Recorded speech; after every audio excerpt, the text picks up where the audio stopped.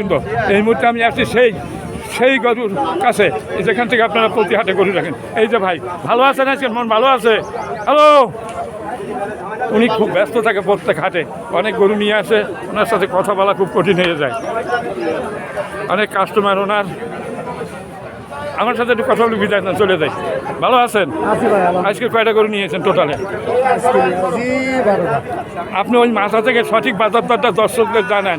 ওই ওই ওই আপনার ওই ফ্রিজিয়ান কত হলে বেছেন? খাঁটি 1,05,000। তারপরেরটা জার্সি, হ্যাঁ 1 লাখ। তারপরে ফ্রিজিয়ান 85। তারপরে ফ্রিজিয়ান একটু আস্তে আস্তে বলেন। তারপরেরটা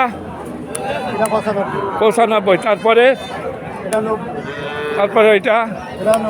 এটা এইবার একটা কথা শোনেন, সাধারণ একটা ধারণা হলো এখানে অনেক কাস্টমারও আছে, তাদের উদ্দেশ্যে সঠিক বাজার দরটা আপনি বলেন যে এইটাই হলো ব্যস্ত, এইটাই হলো ব্যস্ত, হয়তো 2-1টা বিক্রি হইতে পারে এই মুহূর্তে। ওইটা কত হলে ব্যস্ত খাঁটি বলেন? হ্যাঁ 105 হলে ব্যস্ত। দর্শক দারুণ, 100 85, 110, হ্যাঁ হ্যাঁ 85। দর্শক এই যে দেখেন দুইবার দাম বলা হলো, এই যে উনি যে দাম বলছে 19-20 হইতে পারে, এখানে অনেক কাস্টমারও আছে। দর্শক দেখেন অনেক কাস্টমার আছে এখানে।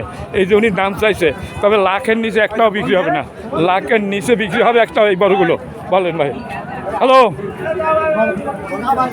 লাখের নিচে একটাও নাই, লাখের উপরে যাইতে হইবে, যে কোনো একটা নেন। দর্শক দারুণ গরু উনি নিয়ে আসে প্রতি হাটে।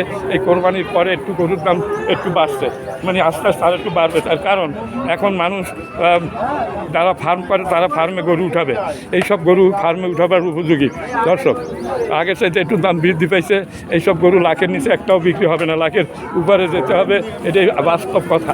অনেকে কম দামে কেনার জন্য ঘোরাঘুরি করতেছে, কিন্তু কম দামে বেচার কোনো লাইন ঘাট আছে বলে আমার মনে হয় না।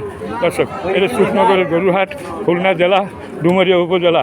দর্শক এই হাটটি প্রতি শুক্রবার বসে। এর ঠিকানা হলো আপনার সুখনগরের গরুহাট, উপজেলা আপনার উপজেলা ডুমুরিয়া এবং জেলা খুলনা বিভাগ, খুলনা। এই হাটটা ঐতিহ্যবাহী খুবই পুরানো একটা গরুর হাট, ব্রিটিশ আমল থেকে এই হাটটা চলে আসছে। বিশাল এক গরুর হাট। দর্শক আপনারা এখানে আসবেন, এরকমের দামে গরু কিনতে পারবেন। এইসব গরু লাখের ভিতরে কেনা যাবে আমার মনে হচ্ছে। যা ভিডিওটা ভালো লাগলে লাইক, শেয়ার, কমেন্ট করবেন এবং আমার এই চ্যানেলে যদি নতুন হয়ে থাকেন তাহলে চ্যানেলটিকে সাবস্ক্রাইব করে পাশে থাকবেন। সবাই ভালো থাকুন, সুস্থ থাকুন, খোদা হাফেজ।